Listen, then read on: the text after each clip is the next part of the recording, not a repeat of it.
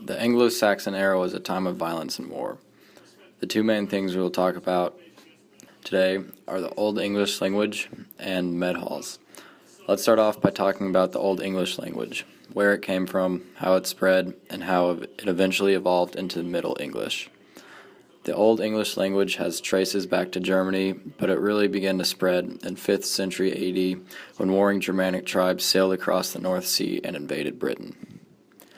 These Germanic tribes claimed the land in Britain, causing the native Celtics to flee to remote parts of Britain or adapt to the culture of the Germans, resulting in the growth and spreading of the Old English language.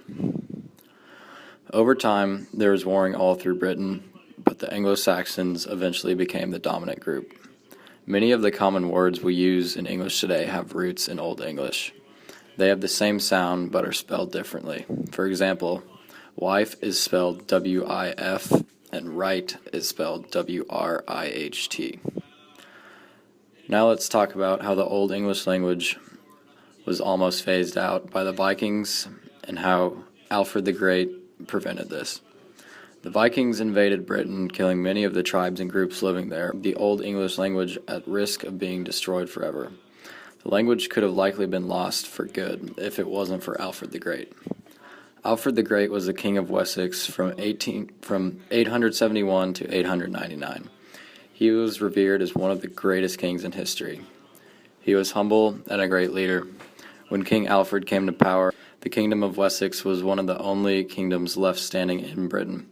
All the others, such as the great kingdoms of Northumbria and Mercia, had fallen to the Vikings.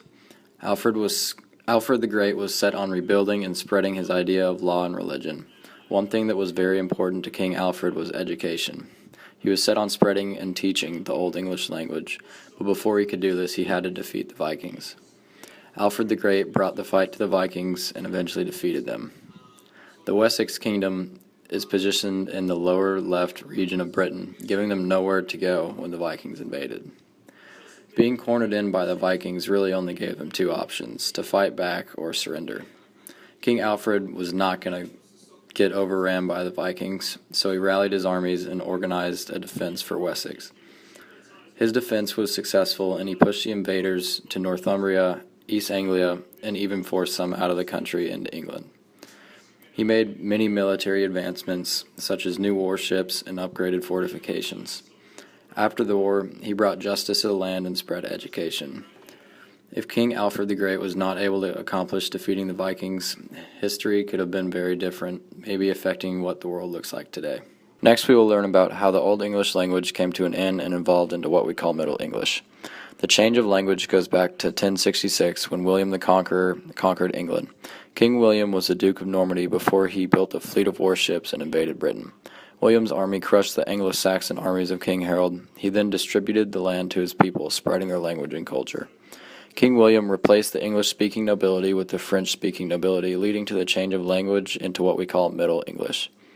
This ending of King Harold's reign and the change in language marks the end of the Anglo-Saxon era. Last thing I will be talking to you all about is med halls in the Anglo-Saxon era. What is a med hall? A med hall is a very large building, typically only having one room. These buildings were used for feasts and provided safety from dangers of violent Anglo-Saxon world. Med halls were commonly used by knights and warriors as a place to safely rest. Many times, kings and noblemen would use the med halls for parties, gatherings, and large celebrations.